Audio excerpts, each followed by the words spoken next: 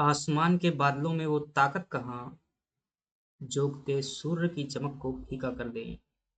Hello साथियों, MPPSC prelims 2026 को ध्यान में रखते हुए हम कर रहे हैं इतिहास विषय की। आज से एक नई क्लास जो है शुरू कर रहे हैं और इसके पहले तक की जो हमारी क्लासें हुई हैं वो यूनिट 10 को लेकर की थी, क्योंकि मैंने जो है शुरुआत में ही आपको बताया था। इतिहास चूंकि ये थोड़ा सा लंबा विषय है और इसमें जो है आपको कम से कम 100 दिन जो है क्वेश्चन करने होंगे, प्रैक्टिस करनी होगी, तभी आप जो है क्या कर पाएंगे। इसको जो है 100 टॉपिक में जो है मैं करवाऊंगा संभवतः।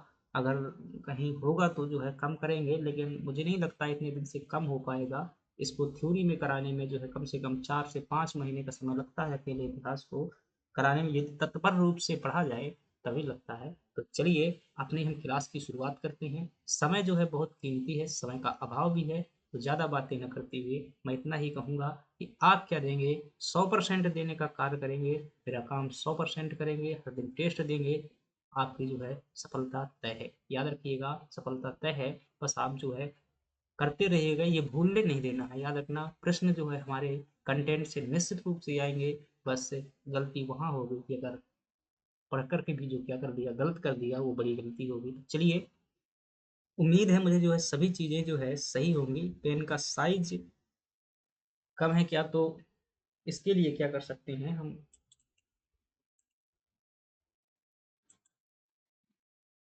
क्योंकि मुझे स्लाइड साइज जो है चेक करना होगा थोड़ा सा। अगर इसको 4K में ले लेंगे तो क्वालिटी थोड़ी सी ज़्यादा मिलेगी। और 35 867 है, 1985 दिन। चलिए ठीक है, यहाँ से देख लेते हैं थोड़ा सा।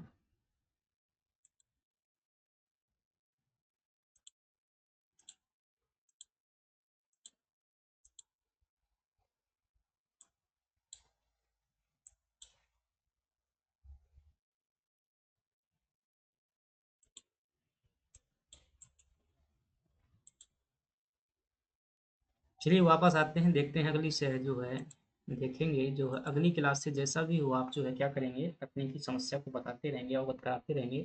हमारा आज की जो है क्या है, प्रथम क्लास है।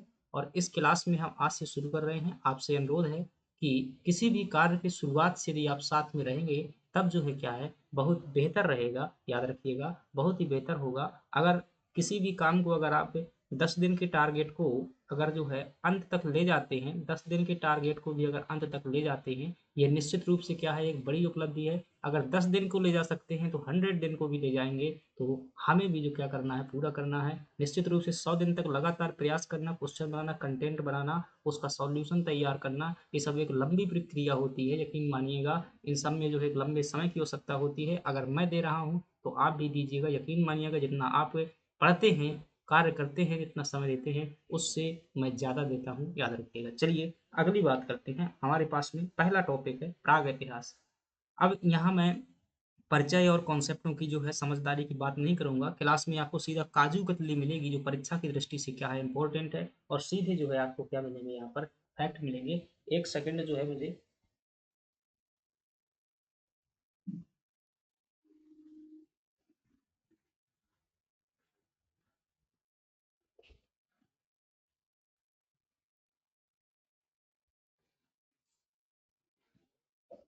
चलिए। और थोड़ा सा जानकारी ये भी बता दूं कि जो मैं कंटेंट का प्रयोग करता हूं, तो याद रखिएगा, मेरे पास में जो है एक सब्जेक्ट की लगभग 5 5 किताबें हैं। उन्हें 5 5 किताबों का जो है निचोड़ आपके सामने क्या किया जाता है, तो प्रस्तुत किया जाता है। ये निश्चिंत रहें कि हर संभव प्रयास में जो मैं डाटा प्रमाणिक देने का जो है लगभग प्रयास करता हूँ कि कोई भी जो है गलती ना होने पाए। क्योंकि ऐसा नहीं है कि मैं 100% जो है कोई बात परम सत्य है, उसमें जो है कुछ गलतियाँ हो सकती हैं। 1% मैं हमेशा छोड़कर चलता हूँ कि इसमें जो है मैं MC ग्राहल की जो किताब है यूपीएससी के लिए कला संस्कृति की, उसके डाटा का प्रयोग करता हूँ। साथ ही साथ जो घटना चक्र है उसमें आए हुए प्रश्नों का बेस लेता हूँ। साथ ही जो है एनसीईआरटी है ज्ञानचंद यादव की, उसका जो है बेस लेता हूँ। रामशरण शर्मा की जो है प्राचीन भारत का इतिहास है, उसको भी आधार बनाता हूँ। दृष्टि IAS का मेरे पास में बुकलेट है, उसको भी साथ में रखता हूँ। तो ये लगभग मेरे पास में 5 से 6 किताबें हैं, इन सभी को जो है मैं इनका प्रयोग करता हूँ अपना कंटेंट बनाने के लिए, उसी कंटेंट के आधार पर जो है हम करते हैं। चलिए देखते हैं, प्रागैतिहासिक काल, इंग्लिश में से प्री हिस्टोरिक एज कहते हैं। अगर आपने जो है हिंदी विषय में संधि विच्छेद पढ़ा हुआ है तो आपको पता होगा कि इसको जब हम तोड़ेंगे किसको, प्राग ऐतिहासिक काल की, तो यहीं से मैं शब्द का मतलब निकाल दूंगा।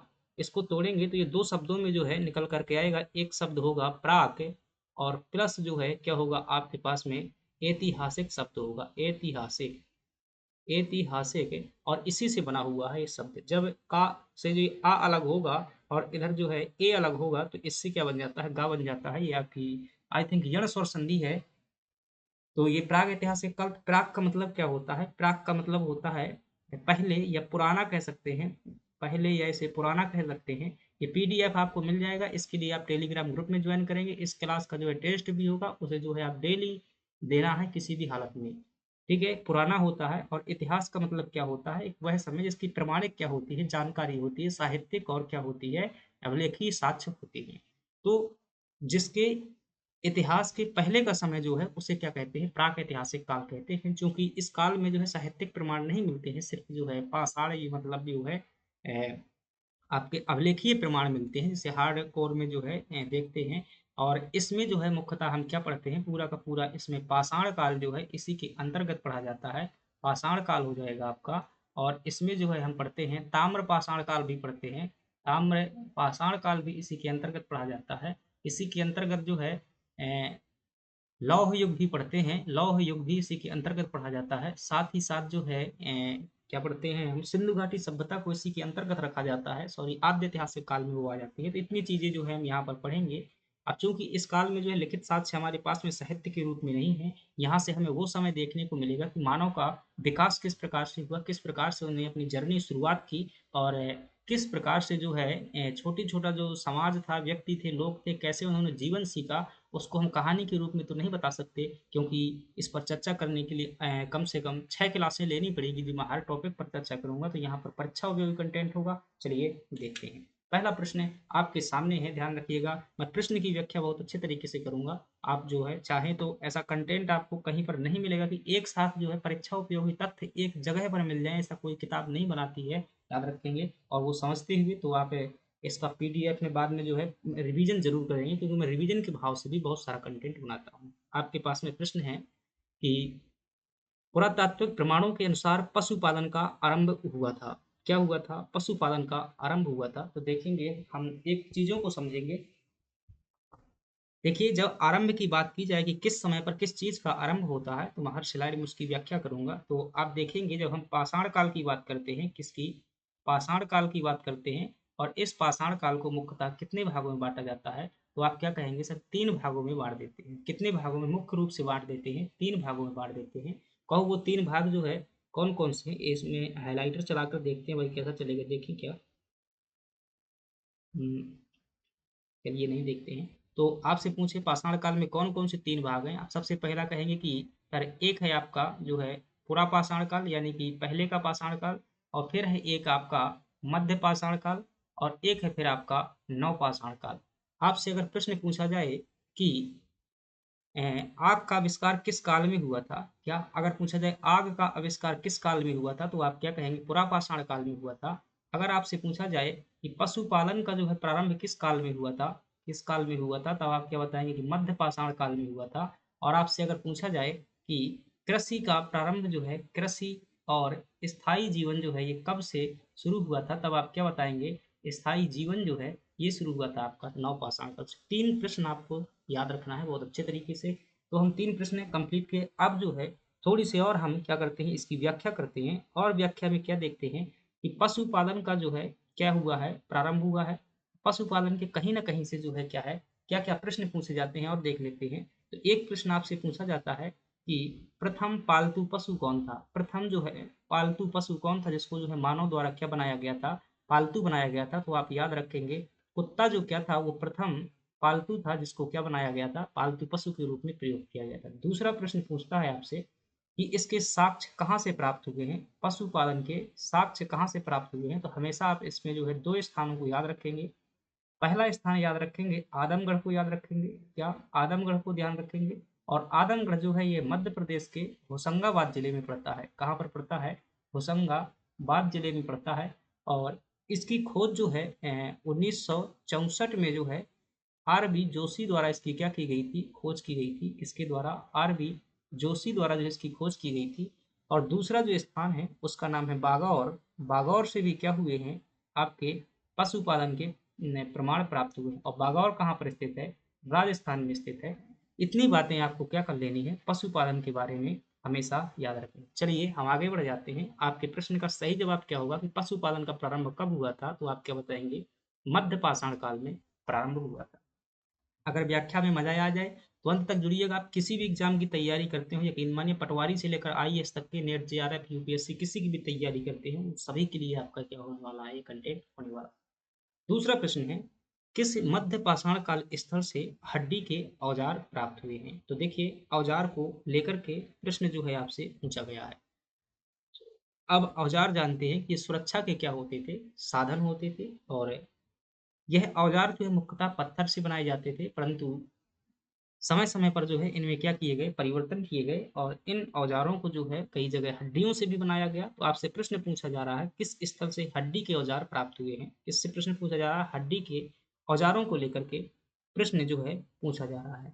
तो देखेंगे तो यह जो है आपके हड्डी के जो है औजार,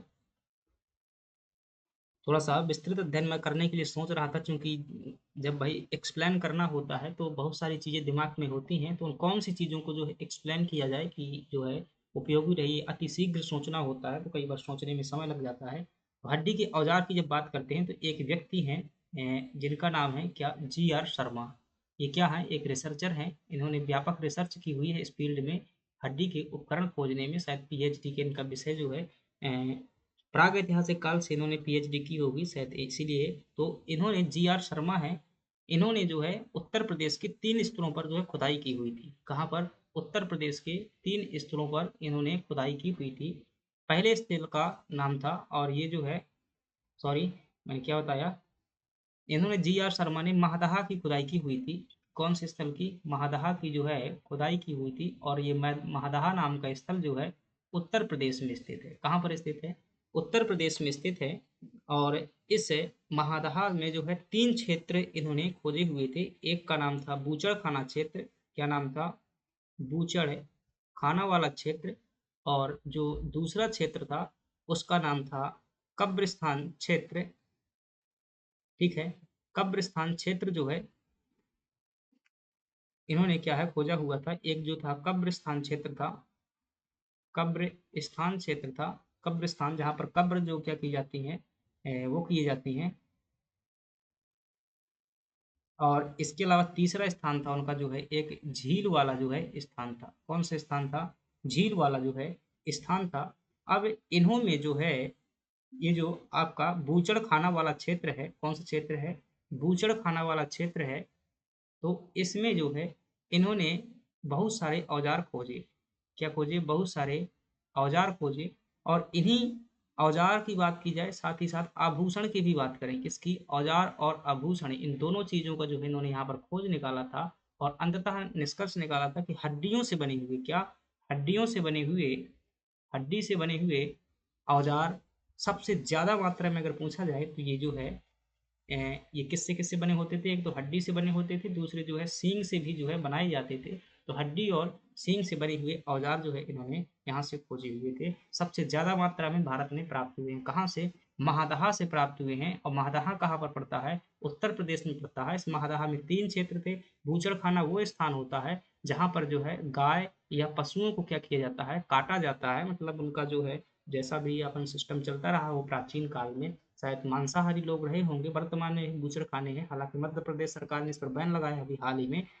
तो हड्डी और सींग से बने हुए औजार जो है इस बूचड़खाने क्षेत्र में जो है पाए गए हैं। और किसने खोजी हुई है? जी आर शर्मा ने खोजी हुई है। और ये स्थल कौन सा है? महदहा है, उत्तर प्रदेश के प्रतापगढ़ जिले में स्थित है। अब दूसरी बात है, देखिएगा ये ऑप्शन दिया हुआ घटना चक्र ने 2 उत्तर इसके माने हुए हैं। एक क्या माना हुआ है? महदहा भी माना हुआ है, और आपका ये वाला ऑप्शन भी माना, सराय नहर वाला। सराय नहर भी आपका जो है ये कहाँ पर स्थित है? उत्तर प्रदेश में ही स्थित है। ये भी कहाँ पर स्थित है? उत्तर प्रदेश में ही स्थित है। और यहाँ से पाए गए हैं, लेकिन अत्यंत अल्प मात्रा में पाए गए हैं। क्या पाए गए हैं? अत्यंत अल्प मात्रा में पाए गए हैं। तो प्रश्न पूछ रहा हड्डी के औजार कहाँ से प्राप्त हुए हैं? ऐसे में दोनों जवाब दे सकते हैं, लेकिन यहाँ पर दोनों जवाब में ऑप्शन ही नहीं है कि हमें दो जवाब चुनना है, एक ही ऑप्शन चुनना है। तो ऐसी स्थिति में क्या चुनेंगे आप? ऑप्शन सी चुनेंगे, क्योंकि महादाह से जो है बड़ी मात्रा में प्राप्त हुए हैं। तो याद रखिएगा, ये जो है औजारों को लेकर के ये बात ध्यान रखना। हड्डी से निर्मित और आभूषण, औजार और आभूषण कहाँ से बने हुए? हड्डी और सींग से बने हुए, यहाँ से। अब जब औजारों की बात करते हैं तो अभी शायद आगे प्रश्न आएगा आदमगढ़ को, तो वहाँ पर जो है हम चर्चा करेंगे। चलिए, कोल्डी हवा ये क्षेत्र है, एक कृषि से संबंधित क्षेत्र है। हर प्रश्न की जो है लिमिट है, उस पर चर्चा करेंगे। चलिए, अगला प्रश्न है हमारे पास में कि निम्नलिखित मध्य पाषाणकालीन स्थलों को 20 से 25 प्रश्न होंगे, और 20 से 25 प्रश्न में जो आपका टॉपिक खत्म हो जाएगा, और देखेंगे कि आप हमसे जो है लगभग सभी चीजें बन रही हैं जो परीक्षा उपयोगी है। निम्नलिखित ये मध्य पाषाण काल के स्थल है, और ये भौगोलिक दृष्टि से आपसे पूछ रहा है कि इन्हें क्या करना है आपको? पश्चिम से जो है पूर्व की ओर क्या करना है? स्थापित करना है। इनका क्रम कैसा आएगा? अगर आपको ये पता चल जाए कौन कहाँ पर स्थित है, तो आप भारत के मैप में आसानी से चीज़ों को क्या कर पाएंगे? स्पष्ट कर पाएंगे। तो ये जो है आपका लेखहिया जो है, यह है आपका विंध्याचल क्षेत्र उत्तर प्रदेश में स्थित है। लेखहिया कहाँ पर? उत्तर प्रदेश में। वीर भानपुर यह आपका पश्चिम बंगाल में स्थित है, यानी कि वेस्ट बंगाल में। और महदहा यह भी आपका उत्तर प्रदेश में ही स्थित है, यह भी उत्तर प्रदेश में। और पैसरा जो है यह आपका कहाँ पर स्थित है? तो आप बताएंगे कि पैसरा जो है ये बिहार में स्थित है। कहाँ पर स्थित है? ये बिहार में स्थित है। तो अगर भारत का मानचित्र में अगर थोड़ी सी भी आपकी क्या है समझ है, तो इस प्रकार से बड़ी आसानी से चीज़ों को क्या कर पाएंगे, जो है आप सेट कर पाएंगे। ठीक है, तो आप देखेंगे अगर यहाँ पर मैप में थोड़ा सा दिमाग लगा करके, तो आपको पता चलेगा कि पश्चिम बंगाल जो है यहाँ पर स्थित है। बिहार जो है पश्चिम बंगाल के बाद है, और बिहार के बाद क्या है? उत्तर प्रदेश है। सबसे पहले ये चूंकि कैसा स्थापित करना है? पश्चिम से पूर्व की ओर स्थापित करना है। तो सबसे ऐसे जाएंगे, मतलब ऐसे स्थल स्थापित करना है। तो अंत में जो ऑप्शन आएगा तो वेस्ट बंगाल वाला ऑप्शन आएगा। अभी देखिएगा 3 नंबर में क्या दिया हुआ है? वेस्ट बंगाल वाला ऑप्शन दिया हुआ है। तो जिस अंत में देखना है आपको, चूंकि पूर्व की ओर जाना है तो पूर्व ऐसा होता है, तो अंत वाला ऑप्शन देखिए सबसे पहले। ऐसे प्रश्न में जो है जरूरी नहीं कि सभी चीजें पता हो, आधी चीजें पता होने से ऑप्शन निकल आता है। अब वीरभानपुर कहाँ पर आएगा? क्योंकि सबसे पूर्व में पड़ता है तो सबसे अंत में आएगा, क्योंकि हमें कहाँ जाना है? पश्चिम से पूर्व की ओर प्रश्न में व्यवस्थित करने के लिए बात कर रहा है। तो सबसे अंत में जो होगा वो कौन होगा? वीरभानपुर होगा। तीसरे नंबर देखते हैं, इसमें अंत में तीसरा नहीं, ये गलत हो जाएगा, ये भी गलत हो जाएगा। इन दो में से जो है आपका उत्तर है। तो आपका ये सेट हो गया। दूसरे नंबर पर कौन सा आएगा? दूसरे नंबर बिहार वाला आएगा। बिहार में कौन सा है आपका? ये वाला पैसरा जो है। तो पहला नंबर जो है पैसरा। तो इसके बाद जो होगा तीसरे नंबर के पहले जो कौन सा होगा? पहला होगा। तीसरे के पहला कहाँ है? तो यहाँ पर भी पहला है, यहाँ पर भी पहला है। हमारा उत्तर जो है क्या है? इससे नहीं निकल रहा है। अब जो हमें क्या करना पड़ेगा? अब आपको उत्तर प्रदेश के बारे में ये पता होना चाहिए कि दोनों स्थल जो है कौन से और कहाँ पर स्थित हैं।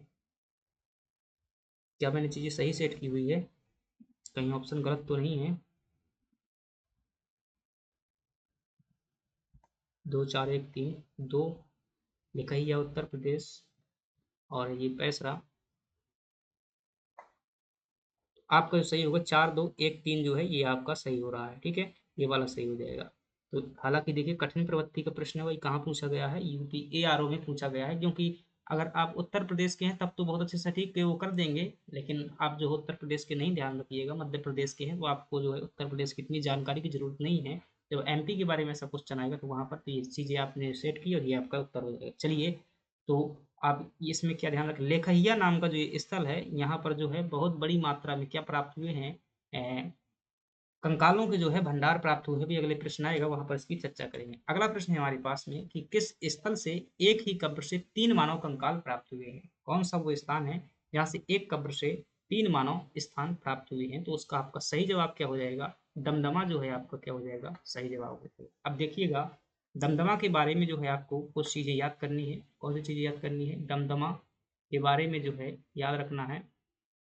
यह जो है दमदमा नामक स्थान कहाँ पर स्थित है? उत्तर प्रदेश में स्थित है। उत्तर प्रदेश के जो है प्रतापगढ़ जिले में यह स्थान स्थित है। दूसरी बात इसमें ध्यान रखना है कि यहाँ से जो है कुल 41 समाधान प्राप्त हुए हैं। कितने? 41 समाधान प्राप्त हुए हैं। तो क्या आपसे ये पूछा जाएगा? जी नहीं, कभी नहीं पूछ जाएगा। प्रश्न को मैं समझा रहा हूँ। यहाँ से 41 समाधान प्राप्त हुए हैं और इन 41 समाधान में अगर देखेंगे तो इसमें जो है लगभग 5 मतलब एक ऐसा जो है मतलब कब्रिस्तानी समाधान प्राप्त हुआ है जिसमें से क्या किए गए हैं, 3 लोगों को क्या किया गया है, एक साथ दफनाया गया है। कितने लोगों को? 3 लोगों को एक साथ दफनाया गया है। यहाँ से 5 समाधान ऐसे प्राप्त हुए हैं जहाँ पर जो है 2 लोगों को एक साथ दफनाया गया है। कितने लोगों को? 2 लोगों को एक साथ दफनाया गया है। और बाकी जो 41 के अलावा शेष जो यहाँ पर समाधान प्राप्त हुए हैं उसमें एक लोग को जो क्या किया गया है, दफनाया गया है। एक लोग को दफनाया गया। अब यहाँ से प्रश्न देखो कौन सा पूछा गया है आपसे, विशेष चीजें ही परीक्षा में पूछी जाती हैं, इस चीज को आप दिमाग में बैठा लीजिएगा। ये वाले क्यों नहीं पूछ लिए, ये क्यों नहीं पूछ लिए, ये पूछा क्योंकि ये एक ही था। तो प्रथम हो, श्रेष्ठ हो, बड़ा हो, ऊंचा हो, ये क्या है, हमेशा महत्वपूर्ण होता है क्योंकि श्रेष्ठ को दुनिया महत्व देती है और जो अकेला होता है उसको ज्यादा महत्व मिलता है एक चीज को। तो ये जो है आपका ये हो गया कि 3 मानव कंकाल कहाँ से प्राप्त हुए हैं, तो ये आपके ये दमदमा नामक स्थान से प्राप्त हुए हैं। एक ही ऐसा कंकाल प्राप्त हुआ है। मेहरगढ़ जो है आपका ये वर्तमान पाकिस्तान में स्थित है और यहाँ से जो है कृषि के क्या प्राप्त हुए हैं, प्रमाण प्राप्त हुए हैं, प्राचीनतम प्रमाण प्राप्त हुए हैं। अभी देखेंगे, गहराई समझेंगे। सराय नहर जो है आपका उत्तर प्रदेश में है। यहाँ से भी जो है हड्डी के औजार अल्प मात्रा में पाए गए हैं। सराय नहर यहाँ भी दिया हुआ। चलिए अगले प्रश्न में बढ़ जाते हैं और अगला प्रश्न है हमारे पास में 5वें नंबर का प्रश्न है जिसमें पूछा जा रहा है नवपाषाण काल में सबसे पहले किस अन्न का उत्पादन हुआ था। तो इस प्रश्न में जो है कृषि संबंधी जितने भी प्रश्न पूछे जाते हैं वो लिख लीजिएगा। इतने से जो है जो बार बार यहाँ से पूछे गए हैं मैं उनको सभी को क्या कर रहा हूँ, एक साथ आपके समक्ष लिखा रहा हूँ, आप लिखिएगा। किसके बारे में हम बात कर रहे हैं? कृषि के बारे में जो है ये फैक्टों की बात कर रहे हैं। सबसे पहली बात जो आपसे कृषि पूछी जाए कि इसका प्रारंभ कब से हुआ था, एक प्रश्न ये पूछा जाता है तो आप क्या बताएंगे? कृषि का प्रारंभ जो है नवपाषाण काल से हुआ था। कब से हुआ था? नवपाषाण काल में जो है कृषि का प्रारंभ होता है। पहला प्रश्न ये हो गया। दूसरा प्रश्न आपसे पूछा जाता है कि इसके जो है प्रथम साक्ष्य कहाँ से प्राप्त हुए थे। प्रथम साक्ष्य जो है, प्रथम साक्ष्य कहाँ से प्राप्त हुए थे, तो ये प्रथम साक्ष्य अगर विश्व स्तर पर बात करें तो भूमध्य सागर जो कि यूरोप में पड़ता है वहां से प्राप्त हुए थे। भूमध्य सागर में, हालांकि इससे पुराने भारत में मिल चुके हैं लेकिन अभी किताबों में ऐड नहीं हुआ है, नई रिसर्च के अनुसार बता रहा हूँ। भूमध्य सागर में जो है इसके प्रथम प्रमाण मिले थे और यहाँ से जो है ध्यान रखिएगा जौ के जो है प्रमाण खोजे गए थे। किसके? जवा के जो है प्रमाण खोजे गए थे और ये जो है 8000 ईसा पूर्व के क्या है, प्रमाण हैं। कब के हैं? 8000 ईसा पूर्व के हैं। तो दूसरी अगली बात करें, भारत में जो है कहाँ से प्रमाण इनके प्राप्त होते हैं, कृषि के प्राचीनतम प्रमाण भारत में, ध्यान रखिएगा। तो कुछ स्थान आपको ध्यान रखना है भारत में। एक स्थान ध्यान रखना है आपको, मेहरगढ़। अभी तक खूब माना जा रहा था कि मेहरगढ़ से जो है प्राचीनतम प्राप्त हुए हैं प्रमाण और यहाँ से जो है ध्यान रखिएगा इस मेहरगढ़ से गेहूं के प्रमाण प्राप्त हुए हैं। किसके प्रमाण प्राप्त हुए हैं? गेहूं के प्राप्त हुए। कितने पुराने हैं? अगर आपसे पूछ जाती है 7000 ईसा पूर्व के क्या है, प्रमाण है। कितने हैं? 7000 ईसा पूर्व के, बीसी यानी कि बिफोर क्राइस्ट, ईसा पूर्व इसी को कह देते हैं। इसके जो है क्या है, प्रमाण है गेहूं के प्रमाण मेहरगढ़ से। मेहरगढ़ कहाँ पर स्थित है? ये पाकिस्तान में स्थित है, ये वर्तमान में भारत में नहीं है। ठीक है, तो ये हो गया। फिर अगर आपसे भारत में, चूंकि भारत का पहले कभी हिस्सा हुआ करता था ये मेहरगढ़, अब पूछता है भारत में अभी भी नहीं हमने पढ़ा हुआ है कि भारत में कहाँ से प्राचीनतम प्रमाण प्राप्त हुए हैं। एक स्थान है भारत में लहुरा देव। कौन से स्थान है? लहुरा देव। अब लहुरा देव से जो है यहाँ से ध्यान रखिएगा 9000 ईसा पूर्व के जो है यहाँ से प्रमाण प्राप्त हुए थे। दुनिया में सबसे प्राचीनतम कृषि के प्रमाण हो जाते हैं। देखिए यहाँ 8000 ईसा पूर्व के, यहाँ 9000 ईसा पूर्व के प्रमाण प्राप्त हुए हैं। और लहुरा देव ये कहाँ पर स्थित है? ये उत्तर प्रदेश में स्थित है और यहाँ से जो है 9000 साल पुराने किसके, धान के प्रमाण प्राप्त हुए हैं। किसके प्रमाण? धान के जो है प्रमाण प्राप्त हुए हैं। तो आपसे अब पूछे ऐसा कि भारत में सबसे प्राचीनतम कृषि के प्रमाण कहाँ पर प्राप्त हुए हैं? धान के प्राप्त हुए हैं। ठीक है, अगली बात करें। अगली तो एक स्थान है भारत के अंतर्गत ही जिसका नाम है कोल्डी हवा। क्या नाम है? कोल्डी हवा। कोल्डी हवा स्थान, और यह भी जो है आपका उत्तर प्रदेश के प्रयागराज में स्थित है, उत्तर प्रदेश में स्थित है। और यहाँ से जो है 6500 ईसा पूर्व के जो है क्या हुए हैं, इतने पुराने क्या हुए हैं यहाँ से जो है आपके धान के प्रमाण प्राप्त हुए, धान यानी कि चावल के प्रमाण प्राप्त हुए। तो अब आपसे क्या प्रश्न पूछा जाएगा, जो भी पूछा जाएगा इसी के अंदर पूछा जाएगा, ध्यान रखिएगा।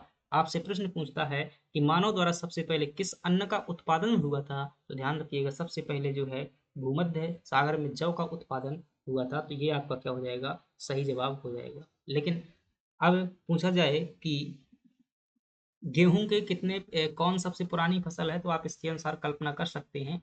अब ये लहुरा देव वाला जो है अभी नवीन रिसर्च हुई है, तो ये वाले को ज़्यादा किताबों में नहीं मिलता है, मेहरगढ़ मिलता है, लेकिन लहुरा देव आप ध्यान रखेंगे, अगर ऑप्शन में है तो लहुरा देव लगा दीजिएगा। यहाँ के धान की जो है कितने वर्ष 9,000 साल पुराने जो है क्या है प्रमाण है। कोल्डी हवा भी उत्तर प्रदेश में से, यहाँ 6500 वर्ष पुराने धान के प्रमाण है।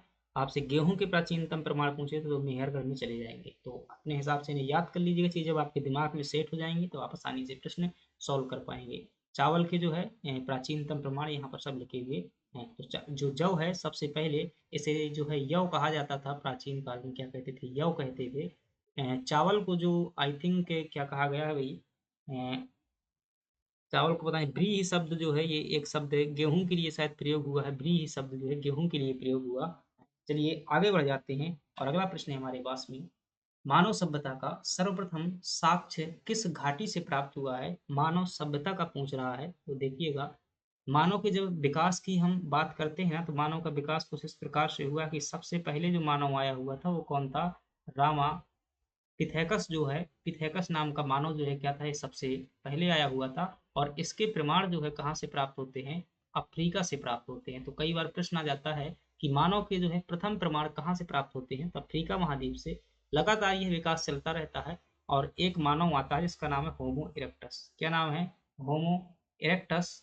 होमो इरेक्टस, होमो इरेक्टस, और होमो इरेक्टस प्रजाति का जो मानव के इसके प्रमाण प्राप्त हुए हैं, प्रमाण प्राप्त हुए हैं, यह हमारे मध्य प्रदेश से प्राप्त हुए हैं। कहाँ से प्राप्त हुए हैं, मध्य प्रदेश से प्राप्त हुए हैं, मध्य प्रदेश से प्राप्त हुए हैं, जिसे नर्मदा मानव के रूप में जाना जाता है। कहाँ से, उसे जो है नर्मदा मानव के रूप में जाना जाता है, नर्मदा मानव के रूप में जाना जाता है। ठीक है, तो ये आपका नर्मदा घाटी में सही हो जाएगा। तो चलिए हम डिटेल से समझ लेते हैं। एक स्थान है मध्य प्रदेश में, ध्यान रखिएगा, नर्मदा मानव की बात करते हैं इसकी, नर्मदा मानव की जो है क्या करते हैं, बात करते हैं। नर्मदा मानव के बारे में क्या क्या बातें ध्यान रखनी है, तो चीज़ें जो है आप क्या कर लेंगे, याद कर लेंगे। नर्मदा मानव पहली बार कहाँ से प्राप्त हुआ है, तो आप क्या कहेंगे, हथनौरा से प्राप्त हुआ है। कहाँ से, हथनौरा से। तो हथनौरा मेंस के लिए भी अच्छा प्रश्न है, नर्मदा मानव 2 नंबर में हो सकता है। तो हथनौरा से प्राप्त हुआ, और ये हथनौरा नाम का स्थान कहाँ पर पड़ता है, सीहोर में पड़ता है। ठीक है, सीहोर जिले में मध्य प्रदेश के पड़ता है। फिर आप बताएंगे कि यह जो मानव किस प्रजाति का था, किस प्रजाति का मानव था। अगर आपसे ये प्रश्न पूछ जाता तब आप क्या बताएंगे, यह जो है होमो इरेक्टस प्रजाति का था। कौन सी है, होमो इरेक्टस प्रजाति का था। फिर आपसे पूछा जाए कि इसकी जो है खोज किसने की हुई थी, तो 1982 में जो है, 1982 में क्या नाम है भाई, अरुण सोनकिया द्वारा इसकी क्या की गई थी, खोज की गई थी। अरुण सोनकिया द्वारा जो इसकी क्या की गई थी, खोज की गई थी। फिर आपसे अगली बात पूछी जाए कि अरुण सोनकिया हो जाएंगे इसकी खोजकर्ता, प्रजाति हो जाएगी नर्मदा, इसे क्या कहते हैं, नर्मदा मानव कहते हैं, और इसका नाम जो है क्या है, नर्मदा मानव है। सभी चीजें हमने क्या है कर ली हुई है। ये ध्यान रखिएगा, प्रथम प्रमाण है किसके अंतर्गत, भारत में जो है क्या है, ये प्रथम प्रमाण है किसका, मानव का। तो आपका नर्मदा मानव सही हो जाएगा। चलिए आगे बढ़ जाते हैं और हमारे पास में जो है अगला प्रश्न है, उस स्थल का नाम बताइए। उस स्थल का क्या करना है, आपको नाम बताना है जहां से प्राचीनतम स्थायी जीवन के प्रमाण प्राप्त हुए हैं। तो आपका प्रश्न किसके ऊपर है, स्थायी जीवन के ऊपर है। आपसे पूछे कि आखिर मनुष्य स्थायी जीवन क्यों शुरू कर दिया, वह पेड़ों पर ही रह सकता था। तब आप बताएंगे कि मनुष्य ने जो है क्या है, कृषि करने का एक कार्य जो है शुरू किया था। कौन सा कार्य शुरू किया था, कृषि करने का कार्य। और कृषि से जो क्या हुआ, उत्पादन हुआ, तो उस उत्पादन को जो है चूंकि मेहनत से उत्पादन किया गया है, उसकी सुरक्षा करने के लिए उनको क्या बनाना पड़ा, घर बनाना पड़ा। और जब घर बनाना पड़ा तो बहुत प्रकार के शेर जंगल भालू उनको खाने लगे। तो फिर ऐसी स्थिति में उन्हें जो है पशुपालन भी करना पड़ा, क्योंकि कुत्ता वगैरह जो है उनको पालने पड़े। अब जब वो उन्होंने पशुपालन किया तो अब उनका घर बना गया, तो फिर भाई घर में क्या करेंगे, वो अपने अनाज की सुरक्षा करने के लिए रुकेंगे, परिवार का संरक्षण करेंगे। इससे क्या हो गया, स्थायी जीवन की क्या हो गई, शुरुआत हो गई। तो स्थायी जीवन की शुरुआत हो गई तो कहोगे इसके प्रमाण कहाँ से प्राप्त होते हैं? तो आप बताएँगे कि इसके जो है प्रमाण, पहले प्रमाण तो आपके मेहरगढ़ से प्राप्त होते हैं, ध्यान रखिएगा। मेहरगढ़ से जो है इसके प्राप्त होते हैं और मेहरगढ़ कहाँ पर पड़ता है? पाकिस्तान में जो है वर्तमान में कहाँ पर पड़ता है? पड़ता है और यह जो है आपका यहाँ से लगभग 7000 साल पहले के जो है क्या होते हैं, मानव के स्थायी जीवन के जो है प्रमाण प्राप्त होते हैं। तो आपका क्या हो जाएगा? मेहरगढ़ जो है सही जवाब हो जाएगा, ऑप्शन डी आपका राइट हो जाएगा। चलिए आगे बढ़ जाते हैं और अगला प्रश्न है हमारे पास कि निम्नलिखित में से किसे चालकोलिथिक युग भी कहा जाता है? तो देखिएगा चालकोलिथिक युग जो है कुछ नहीं, ताम्र पाषाण काल को भाई हिंदी में क्या कहते हैं? चालकोलिथिक युग जो है क्या कहा जाता है? कहते हैं। अब देखिएगा जब हम धातु के आधार पर इतिहास को कई तरीकों से ध्यान रखना पढ़ा जा सकता है। जब हम किसको पढ़ते हैं? धातु के आधार पर इतिहास को पढ़ते हैं कि वर्गीकरण करते हैं तो एक युग हमें पाषाण युग देखने को मिल जाता है। हालांकि कोई धातु तो नहीं है लेकिन बांटा जाता है। पाषाण युग देखने को मिल जाता है जब धातु के आधार पर बांटते हैं, पाषाण युग। दूसरा हमें ताम्र पाषाण युग जो है देखने को मिल जाता है, ताम्र पाषाण युग जो है देखने को मिल जाता है। एक हमें कांस्य युग देखने को मिल जाता है, कांस्य युग। और एक हमें जो है लौह युग देखने को मिल जाता है, लौह युग देखने को मिल जाता है। तो ये किसके आधार पर है? धातु सामग्री के आधार पर है। अब आपसे पूछा जाए कि पाषाण युग को जो क्या कहा दे दिया जाता है? इंग्लिश में स्टोन एज भी कह देते हैं, स्टोन एज भी कह देते हैं। ताम्र पाषाण काल को क्या कहा? चालकोलिथिक कहा जाता है। कांस्य युगीन, सिंधु घाटी सभ्यता कांस्य युगीन है। और आपसे पूछा जाए लोहा के जो है प्राचीनतम प्रमाण कहाँ से प्राप्त हुए हैं, तब आप क्या बताएंगे? अंतरंजी, अतरंजी खेड़ा से जो है क्या हुए हैं? लोहा के जो है प्राचीनतम प्रमाण प्राप्त हुए हैं। और यह स्थल जो है उत्तर प्रदेश में स्थित है। तो ये लोहा के जो है यहाँ से प्राचीनतम प्रमाण जो है क्या हुए हैं? प्राप्त हुए हैं। चलिए आगे बढ़ जाते हैं और अगला है हमारे पास में, यहाँ पर देखेंगे तो पुरापाषाण युग में क्या हुआ था? कहेंगे आप आग का आविष्कार हुआ था। नवपाषाण युग में क्या हुआ था? आप कहेंगे कृषि की शुरुआत हुई थी, स्थायी जीवन की शुरुआत हुई थी, स्थायी जीवन की शुरुआत हुई थी। और लौह युग हमने देख लिया। अगला प्रश्न है हमारे पास में, काफी बड़ा प्रश्न है, ध्यान से देखेंगे और समझेंगे। आहड़ सभ्यता, अब देखिएगा थोड़ा सा मुझे दूसरी स्लाइड में समझाना पड़ेगा तो पहले प्रश्न बाद में समझिएगा। तो यहाँ से देखिएगा जब हम बात करते हैं भारत में किसकी? ताम्र पाषाण काल की बात करते हैं, ताम्र पाषाण काल की बात करते हैं। तो ताम्र पाषाण काल में बहुत सारे जो है गांवों का विकास हुआ, यानी कि संस्कृतियां विकसित हुई। ताम्र पाषाण काल में कई संस्कृतियां क्या हुई? विकसित हुई। कहो सर वो कौन कौन सी हैं, उनके नाम जो है हमें बताइएगा। तो चलिए देख लेते हैं। ताम्र पाषाण काल में बहुत सारी संस्कृतियां विकसित हुई, एक बार इसमें देखते हैं क्या चलता है। तो इनमें से जो ताम्र पाषाण काल में बहुत सारी संस्कृतियां विकसित हुई, ज्यादा बड़ा हो गया क्या? एक संस्कृति का नाम था, वह जी है आपकी कायथा संस्कृति। आपसे ये नहीं चल पाएगा।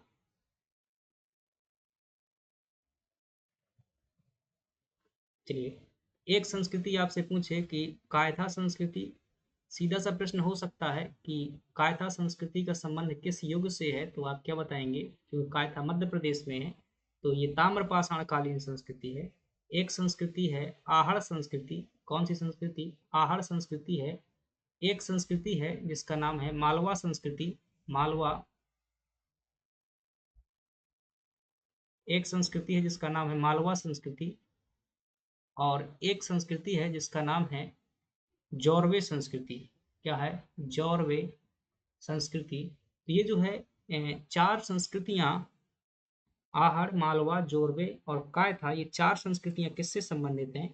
ताम्र पाषाण काल की संस्कृतियां हैं। अगर आपसे पहली बात जो सिंपल प्रश्न पूछा जाए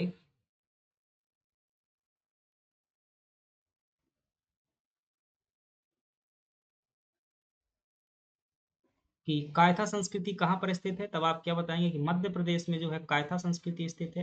फिर आपसे पूछा जाए आहड़ संस्कृति कहाँ पर स्थित है, ये आपकी राजस्थान में स्थित है। मालवा संस्कृति कहाँ पर हो जाएगी, ये आपकी मध्य प्रदेश में हो जाएगी। और जौरवे संस्कृति जो है आपकी कहाँ पर हो जाएगी? महाराष्ट्र में हो जाएगी। ठीक है, हमारा प्रश्न जो है किससे है? आहड़ संस्कृति को लेकर के है। ध्यान रखिए किसको लेकर के प्रश्न है हमारा? आहड़ संस्कृति को लेकर के प्रश्न पूछा गया तो सभी बातें यहाँ पर नोट कर लीजिएगा, कभी भी प्रश्न आएगा इससे बाहर नहीं जाएगा, गारंटी है। आपसे पूछे आहार संस्कृति के बारे में, समय पूछिए कब की संस्कृति है, लगभग कितनी पुरानी है, ये समय बता देना है आपको। फिर पूछे ये संस्कृति कहाँ पर है, ये बता देना है। फिर पूछे ये संस्कृति किस नदी के किनारे है, फिर ये बता देना है। फिर आपको बता देना है वो कौन कौन से स्थल हैं, यानी कि जो भी इस संस्कृति से संबंधित थे, कहाँ पर मतलब विस्तृत थी। इस संस्कृति के लोगों का जो है मुख्य पेशा क्या होता था, यानी कि मुख्य कार्य क्या होता था, ये बता देना है आपको। फिर आपसे पूछे कि इतनी बातें आपको, यहाँ के जो मृदभांडों की अगर बात कर लेते हैं थोड़ी सी, यहाँ पर मृदभांड, चूंकि मृदभांड हर संस्कृति में होते थे, मृदभांड कैसे थे ये भी आपको बता देना है। चलिए अब इनके जवाब लिख देते हैं, आपका उत्तर भी निकल आएगा। ये जो संस्कृति है लगभग 2100 से लगा करके 1500 ईसा पूर्व की क्या है ये संस्कृति है। कहाँ पर थी, तो यह जो है राजस्थान के उदयपुर जिले में है। यह जो है आपकी आहर नदी के किनारे थी, कुछ हिस्सा इसका आहर नदी के किनारे, कुछ जो है बनास नदी के किनारे भी इसका हिस्सा था, तो आहर और बनास नदी हो जाएगी। स्थल जो है इसके प्रमुख स्थल में अगर बात करें, बालाथल था। क्या था, एक प्रमुख स्थल जो है इसका कौन सा है, बालाथल। बालाथल हो जाएगा। एक स्थल जो है इसका आहड़ हो जाएगा, आहड़ हो जाएगा। एक स्थल जो है इसका कौन सा हो जाएगा, एक स्थल जो है इसका गिलुंद हो जाएगा, गिलुंद। गिलुंद भी क्या है, इसका एक स्थल है गिलुंद। और जो है ये क्या चल रहा है,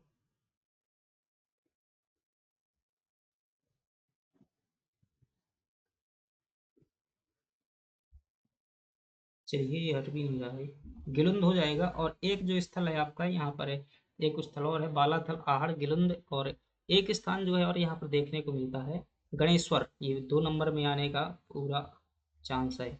कोई भी प्रश्न जो है आपसे 2 नंबर में पूछे जा सकते हैं। बालाथल जो है एमपीपीएससी ने 5 नंबर में पूछ लिया है, बालाथल संस्कृति के बारे में बताइए। ठीक है, तो ये 4 स्थल हैं। अब इनके जो है प्रमुख कार्य क्या होता था, इनका कार्य होता था कि ये यहाँ पर तांबा की भट्टियां पाई गई हैं। क्या पाई गई हैं, यहाँ पर तांबा की जो है भट्टी पाई गई हैं। और इन ये क्या करते थे, तांबा को जो है गलाने का कार्य करते थे। क्या करते थे, तांबा गलाने का कार्य करते थे। और यहाँ के जो मृदभांड हैं, मृदभांड यानी कि मृदभांड नहीं जानते हैं तो बर्तन जो होते हैं, मिट्टी के जो बर्तन होते हैं उन्हीं को क्या कहते हैं, मृदभांड कहते हैं। और यहाँ के जो मृदभांड है वो श्वेत चित्रित मृदभांड है। कैसे हैं, श्वेत चित्रित जो है क्या है आपके मृदभांड है यहाँ के, श्वेत चित्रित कैसे हैं मृदभांड है। इतनी बातें आप ध्यान रखेंगे। और यहाँ पर अगर पूछा जाए तो तांबे की बहुत सारी सामग्री, कुल्हाड़ी वगैरह, चूड़ी वगैरह प्राप्त हुई हैं, तो इनको भी ध्यान रख सकते हैं आप। और रतनलाल अग्रवाल जो थे, इसकी जो है सभ्यता के बारे में खुदाई की हुई थी, किसने, रतनलाल अग्रवाल द्वारा जो इसकी क्या की गई थी, खुदाई की गई थी 1952 में। चलिए अब जो है अपना हम प्रश्न देख लेते हैं, क्या प्रश्न पूछा गया है। आहड़वासी जो है तांबा गलाना जानते थे, तो आप क्या कहेंगे सर, ये जो पूरी तरीके से सही है, वहां पर तांबा की भट्टियां पाई गई हैं, तो ये जो है ये राजस्थान पीसीएस में पूछा गया प्रश्न है। आहड़वासी तांबा गलाना जानते थे, तो हाँ जानते थे, अभी हमने देखा। ये लोग चावल से परिचित नहीं थे, भाई कैसे कह सकते हो चावल से परिचित नहीं थे। यह संस्कृति कब की है, 2100 से, ये संस्कृति कब की है, तो अभी समय हमने देखा था 2100 से लेकर के 1500 बीसी तक की है। और भारत में जो है चावल के प्राचीनतम प्रमाण कितने, 7000 साल तक के पहले के मिलते हैं, 9000 तक के प्रमाण मिलते हैं। तो भाई इतने आगे आकर के चावल से परिचित नहीं है, ये लिखा हुआ है, गलत बात लिखी हुई है, क्योंकि चावल से परिचित थे। चावल भारत की प्रमुख फसल है, बहुत पहले से हो रही है, तो ये बात गलत लिखी हुई है, तो चावल से परिचित थे। ठीक है। धातु का काम आहड़ वासियों की अर्थव्यवस्था का एक साधन था, तो अभी आपने पढ़ा, ये क्या हो जाएगा, सही हो जाएगा। यहाँ पर लाल रंग के मृदभांड मिले हैं जिन पर सामान्यतः सफेद रंग से ज्यामितीय मृदभांड हमने क्या पढ़ी हुई थी, अभी हमने यहाँ पर देखा श्वेत चित्रित मृदभांड मिले हुए हैं। कैसे, श्वेत चित्रित मृदभांड जो है यहाँ से प्राप्त हुए हैं, हमने ऐसी व्याख्या देखी हुई है। श्वेत चित्रित का मतलब क्या होता है कि मृदभांड जो है कैसे हैं, लाल रंग के हैं।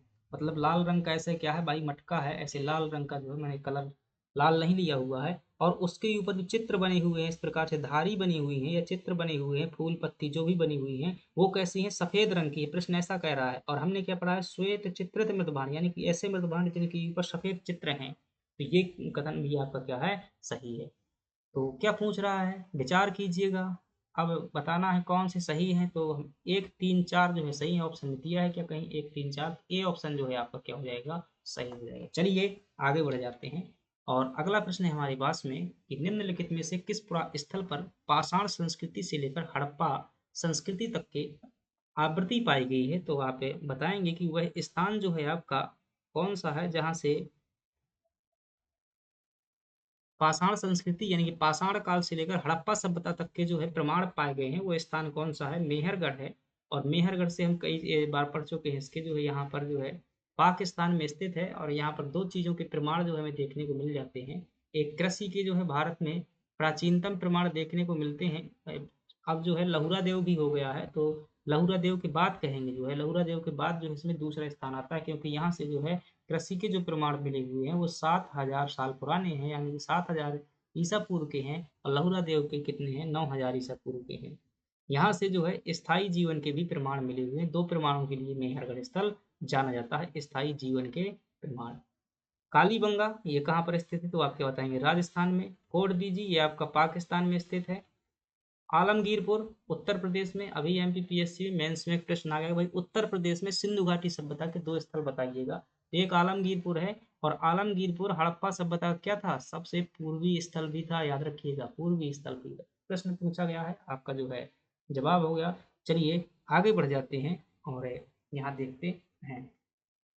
अगला प्रश्न है हमारे पास में कि नौदा टोली का उत्खनन किसने किया हुआ था? देखिए प्रश्न जो है आपका किसका है लेकर के है, नौदा टोली को लेकर के प्रश्न जो है आपसे पूछा गया है। चलिए इसके बारे में पूछे, ये कहाँ पर स्थित है? अगर आपसे ऐसा प्रश्न पूछे कहाँ पर स्थित है, तब आप क्या बताएंगे कि यह मध्य प्रदेश के जो है खंडवा जिले में स्थित है। कहाँ पर स्थित है?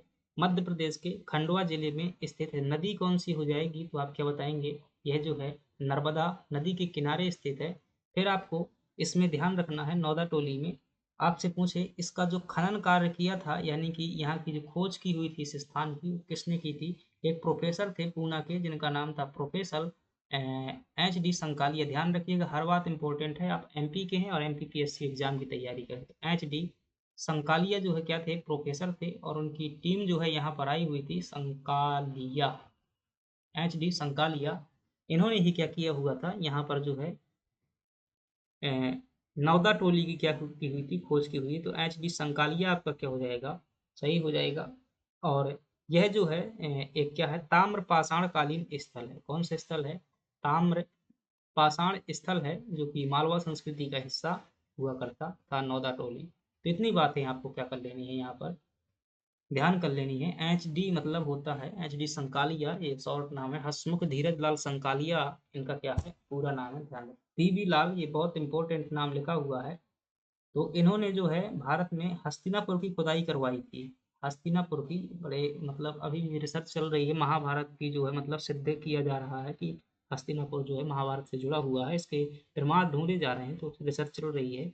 हस्तिनापुर की जो है इन्होंने पहली बार खुदाई की हुई थी, और यहाँ से इन्होंने संस्कृति के आधार पर इतिहास को विकसित करने का सिद्धांत दिया था, और बताया था कि संस्कृति जो है 5 चरणों में भारत में है, और इन्होंने ही मृतभांड संस्कृति दी हुई थी।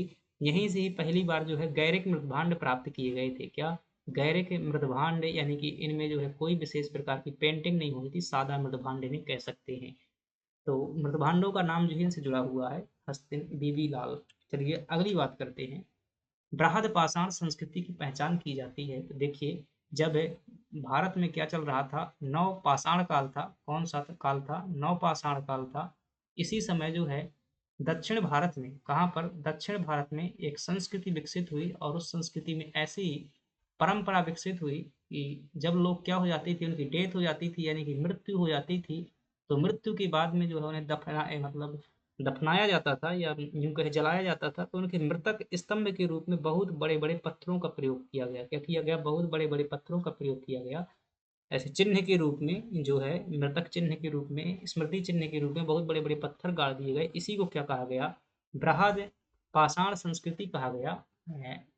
तो ये किससे संबंधित है? तो ये पूछ रहा है आपका प्रश्न, तो आप क्या कहेंगे? सामग्री ग्रंथों के रूप में नहीं, वैदिक अनुष्ठानों के ग्रंथों के रूप में नहीं, वैदिक स्मृतियों ग्रंथों के रूप में नहीं। इसका सही जवाब क्या है? ऑप्शन डी है, ध्यान रखिएगा। यह जो है मृतक संस्कार से संबंधित है, मृतक संस्कार से। और वो भी मतलब ऐसा शब्द आपको दिखेगा ऑप्शन में कि बहुत बड़े पत्थर का, बृहद पाषाण नाम से स्पष्ट है, दक्षिण भारत में संस्कृति थी। तो चलिए अब क्या हम आगे बढ़ जाएं। आगे बढ़ते हैं और देखते हैं अगला प्रश्न। और अगला प्रश्न है, राख का टीला निम्नलिखित में से किन स्थान से प्राप्त हुआ है। तो राख का टीला जब भी पूछा जाए कि कहाँ से प्राप्त हुए हैं, तो राख का टीला कहीं ना कहीं इस बात का इतिहासकारों को प्रमाण देता है कि कब से जो है आग का प्रयोग किया जा रहा है। क्या आग का प्रयोग जो है सिर्फ इसलिए किया जा रहा है कि खाना बनाने के लिए करते हैं या ईंट भट्ठा के रूप में करते हैं, तो इतिहासकार जो है इसे सोचते रहते हैं। तो राख का टीला दो स्थान आपको ध्यान रखना है मुख्यतः। एक जो ध्यान रखना है आपको, कंगन हल्ली नामक स्थान याद रखना है राख के टीला के लिए। कंगन हल्ली नामक स्थान ध्यान रखना है। और यह जो है वर्तमान कर्नाटक राज्य में पड़ता है। कौन से राज्य में? कर्नाटक राज्य में। दूसरा स्थान ध्यान रखना है आपको, बोरी नामक स्थान ध्यान रखना है। ये बोरी मध्य प्रदेश वाला बोरी नहीं है, ये महाराष्ट्र में स्थित है। इन दो स्थानों से जो है राख के टीले प्राप्त हुए। जो ऑप्शन में है लगा दीजिएगा, कंगन संगन कल्लू। क्या लिखा होगा भाई यहाँ पर? थोड़ा सा मिस्टेक, संगन कल्लू शायद मतलब इसका नाम ये भी तो मिलता है, तो संगन कल्लू आप यहाँ पर ध्यान रखेंगे। संगन कल्लू ये स्थान हो जाएगा। चलिए, कैलादेही ब्रह्मगिरी। ब्रह्मगिरी पहाड़ी आप जानते हैं कहाँ पर स्थित है? कर्नाटक में स्थित है। और यहाँ से कौन सी नदी निकलती है? ब्रह्मगिरी। ये पुष्पागिरी से कावेरी नदी का उद्गम होता है, ध्यान रखेंगे, कावेरी नदी का उद्गम होता है। उज्जैन कहाँ पर स्थित है? मध्य प्रदेश में। और इसका प्राचीन नाम क्या हुआ करता था? अवंती जो है इसको प्राचीन काल में कहते हैं। चलिए आगे बढ़ जाते हैं। और अगला प्रश्न है, निम्नलिखित में से किस भारतीय पुरातत्वविद ने पहली बार भीमबेटका की गुफाओं को खोजा और उनके शैल चित्रों को प्राग ऐतिहासिक स्वरूप में दिया? लगाइएगा, स्टार लगाइएगा प्रश्न में। मैं जब प्रश्न में स्टार लगाता हूँ तो इसका मतलब ये नहीं होता है कि ये प्रश्न सिर्फ इम्पोर्टेंट है, उसकी व्याख्या बहुत महत्वपूर्ण है, कई गुना ज्यादा उसकी व्याख्या। मैं लिख रहा हूँ कि अगर प्रश्न आएगा कभी भी भीमबेटका से, तो इतने से ज्यादा नहीं पूछा जाएगा जितनी जानकारी मैं दे रहा हूँ आपका जो है इसी के अंदर प्रश्न पूछा जाएगा। लिखिएगा, किसका? भीमबेटका। भीमबेटका आपसे जो प्रश्न पूछेगा इसके अंदर पूछेगा, याद रखिएगा। भीमबेटका आपसे क्या क्या पूछा जा सकता है? आपसे पूछे स्थित कहाँ पर है, फिर आपसे पूछे यह क्या है, फिर आपसे पूछे इसकी खोज किसने की थी, फिर आपसे पूछे इसको यूनेस्को की विश्व धरोहर सूची में कब शामिल किया गया, और और क्या पूछेगा आपसे। इतने प्रश्न ये पूछे जा सकते हैं। इसके अलावा जो है यहाँ से किस चीज़ के जो है साक्ष्य प्राप्त हुए हैं, बस इतना याद कर लीजिएगा। इससे ज़्यादा कभी आपसे प्रश्न नहीं पूछा जाएगा, चाहे कोई भी एग्जाम हो, याद रखिएगा। अब इसी जानकारी को जो आधार बना करके दो तीन कथन दे देगा, चार कथन दे देगा, तो आप जो है क्या करते रहेंगे? तो बहुत बड़ा प्रश्न है। तो अगर आपको जानकारी पता है तो कैसा भी प्रश्न हो।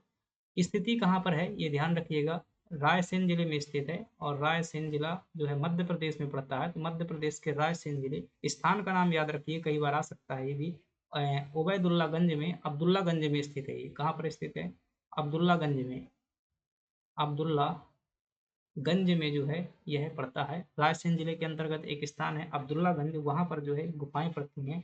ये क्या है? तो आप कहेंगे प्राग ऐतिहासिक कालीन, प्राग ऐतिहासिक, प्राग ऐतिहासिक जो है ये क्या है? एक स्थल है जहाँ पर जो है बहुत सारी गुफाएं स्थित है। क्या है? यहाँ पर गुफा स्थित है, प्राग ऐतिहासिक गुफाएं हैं ये।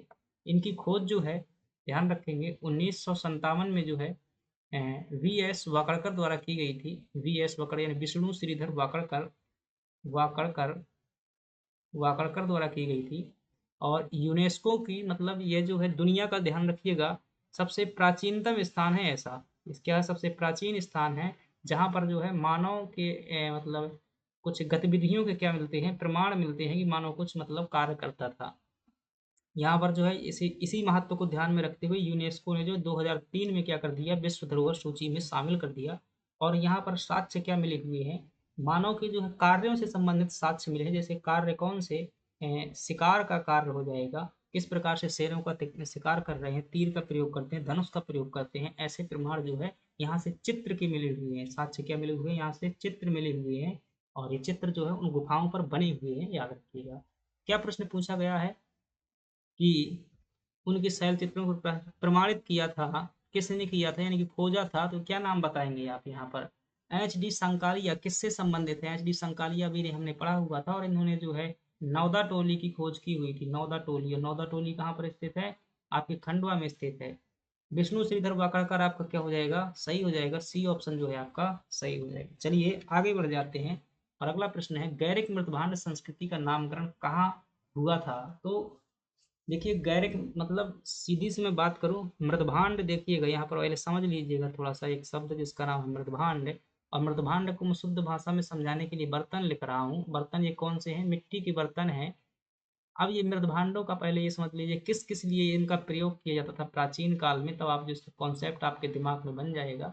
ये मृदभांड तो एक तो ध्यान रखिएगा पानी भरने के लिए जो है प्रयोग में लिए जाते थे, ठीक है। दूसरा प्रयोग जो है अनाज के संग्रहण में जो है इनका प्रयोग किया जाता था। अगर आप अभी भी गांव में रहते हैं और गांव के घरों में रहते हैं तो आप देखते होंगे कि पुराने थोड़ा सा जो है दादी लोगों की जिंदगी में जाएं, मतलब उनसे ऐसी बातें करें तो इतने बड़े बड़े जो है क्या बनाते थे, ऐसे मृदभांड बनाते थे। इतने बड़े बड़े ऐसे मृदभांड होते थे हमारे घरों में थे। और इसमें क्या भर दिया जाता था, मिट्टी का बना होता था, कई बार इसे पकाया जाता था भट्टी में। तो इसमें जो है गेहूं भर देते थे, किसी में आटा भर देते थे, किसी में चावल भर देते थे। तो ये जो है अनाज के संग्रहण के लिए भी क्या किए जाते थे, प्रयोग में लिए जाते थे। तीसरी बात, इनका प्रयोग जो है खिलौनों के रूप में भी किया जाता था। आपने खेला होगा बहुत अच्छे तरीके से, जो है छोटे छोटे के जो है दीपक जो बनते हैं, आज आज दिन दीपक बनते हैं। दीपक कैसा होता है, ऐसा कुछ मतलब जो दीपक बनते हैं ये भी क्या है, एक प्रकार के मृदभांड ही है। आपने जो है वो चलाया होगा कभी छोटे बादे में, मतलब बचपन में। ऐसे जो है चकरिया होती थी, चकरिया। और दो ऐसे मतलब होती थी, इसमें हम मतलब जो लोग खेलते हैं, हम भी जो है इसमें कभी ना कभी खेला हुआ था, मुझे याद है अच्छे तरीके से। इसमें जो है क्या करते थे, मिट्टी धूल डाल करके जो है हम क्या किया करते थे, पीसा करते थे, जिससे क्या होता था, कागज के पैसे बना लेते थे। लोग हमारे यहाँ पर खेल के रूप में पिसवाने आते थे, आटा पिसाने मतलब तो। और मिट्टी का क्या हो गया, ट्रैक्टर हो गया, उसमें रख करके लाते थे। ये खेल जो है हमारी ज़िंदगी में थे, जब मोबाइल नहीं हुआ करता था, जब बचपन में, उस जमाने का बात है। अब जो है बात अलग है कि वीडियो गेम हर कोई खेल रहा है। तो खिलौनों के रूप में भी इनका प्रयोग करते थे। और इनका उपयोग छन्ने के रूप में भी किया जाता था, क्योंकि अभी समय को लेकर के हमारे पास में समस्या है, लिमिटेशन है। तो मैं चित्र नहीं यहाँ पर लगाया था, तो मैं देखा अभी पढ़े हुए थे ये। तो ये जो जितेंद्र सिंह भदौरिया की बुक है कला संस्कृति की, तो उसमें जो है चीज़ें बहुत डिटेल से दी हुई थी। ठीक है, तो ऐसे प्रयोग करते थे। अब ये मृदभांड को जो है मुख्यतः दो कैटेगरी में बांटा गया है, मुख्यतः। और भी कैटेगरी हैं, 5 प्रकार तक के हैं, तो लेकिन देखेंगे समय समय पर। मुख्यतः दो कैटेगरी हैं। एक है आपकी गैर एक, यानी कि मैं सीधा सा लिख दूँ सादा मृदभांड। और एक है मतलब रंग रंग वाले चमकीले मृदभांड। तो जो सादा मृदभांड है उन्हीं को क्या कहा जाता था, गैरिक मृदभांड कहते थे। और इन्हें जो है, जो ये वाले होते थे रंग वाले, इन्हें चित्रित मृदभांड कहा जाता था। चित्रित, इनमें जो है विभिन्न प्रकार के चित्र बना देते थे। चित्रित धूसर मृदभांड जो है नहीं कहते थे, चित्रित धूसर मृदभांड कहा जाता था। और इन मृदभांडों में जो है क्या बनाए जाते थे, चित्र बनाए जाते थे। जैसे पक्षी का चित्र बना दिया, कभी धारी बना दी जाती थी, तो कभी इसमें जो है पत्तियां फूल पौधे से चित्र बनाए। इसमें जो है किसी प्रकार की कलाकारी नहीं होती थी।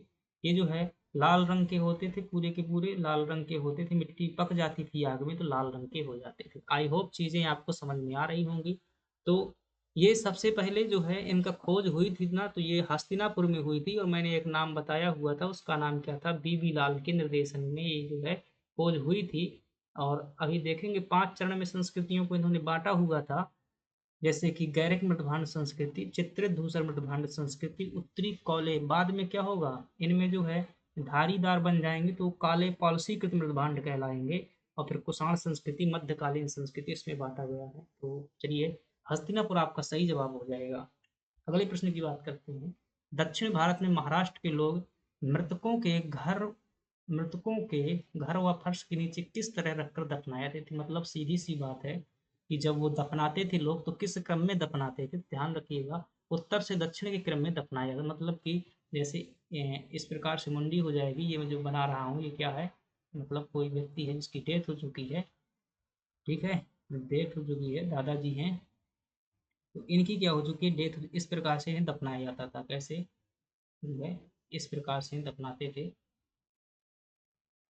अब ये खड़े हुए लग रहे हैं लेकिन ये लेटे हुए ही मान लीजिएगा। मतलब ये क्या हो जाएगा, उत्तर दिशा हो जाएगी, ये क्या हो जाएगी, दक्षिण दिशा हो जाएगी। तो इस प्रकार के क्रम में जो है दफनाया, यानी कि पैर दक्षिण की तरफ और उत्तर की तरफ मुंह ऐसे रख के क्या कर दिया जाता था, इन्हें जो है दफना दिया जाता था। कोई हंसेगा नहीं बाद में पीडीएफ में, ठीक है।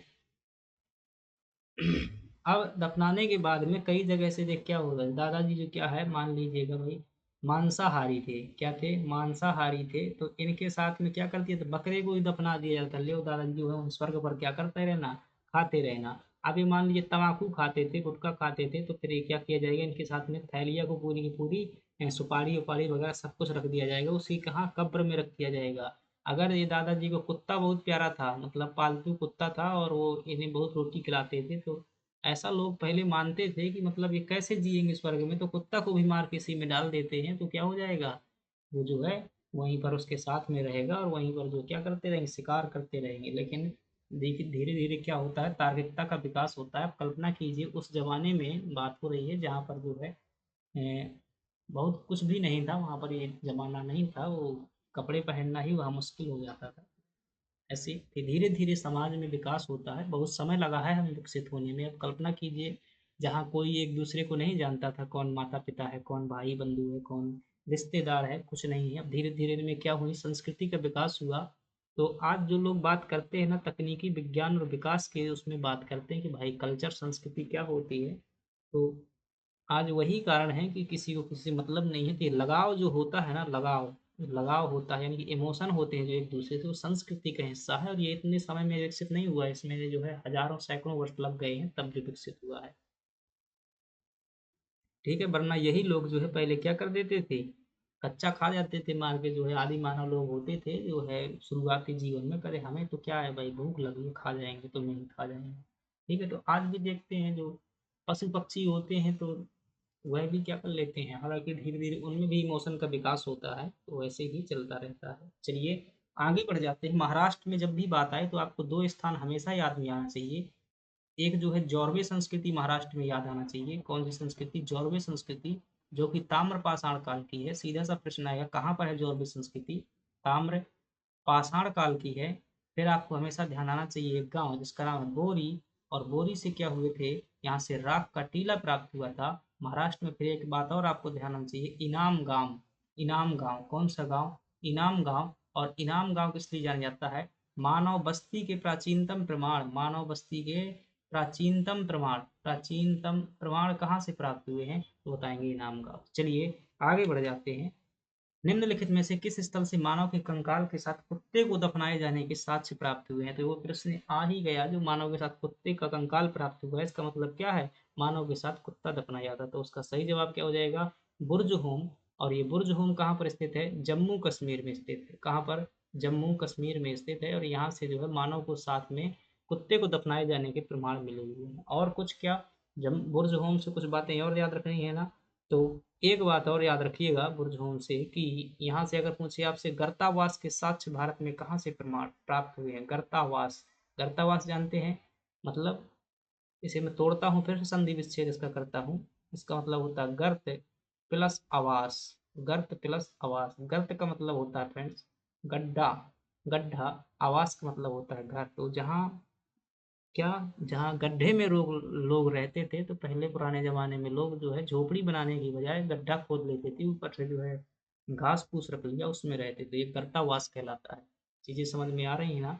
लहुरा देव उत्तर प्रदेश में स्थित है। 9000 साल पहले पुराने यहाँ के जो है क्या हुए हैं, कृषि के साक्ष्य यहाँ से प्राप्त हुए हैं। और कौन सी कृषि, धान की कृषि। ब्रह्मगिरी कर्नाटक में स्थित है। चलिए आगे बढ़ जाते हैं। विश्व में किस शैलाश्रय से सर्वाधिक मानव कंकाल प्राप्त हुए हैं। आपसे प्रश्न पूछा जा रहा है कि, अरे भाई रुक जा, रुक जा, रुक जा, ये तो आगे बढ़ रहा है। हम्म, विश्व में किस शैलाश्रय से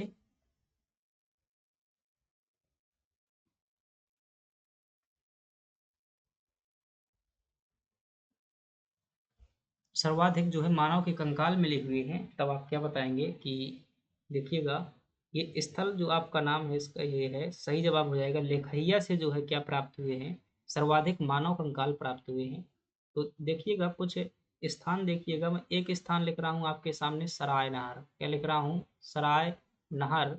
एक स्थान लिख रहा हूँ आपके पास में महादहा। क्या लिख रहा हूँ, महादहा।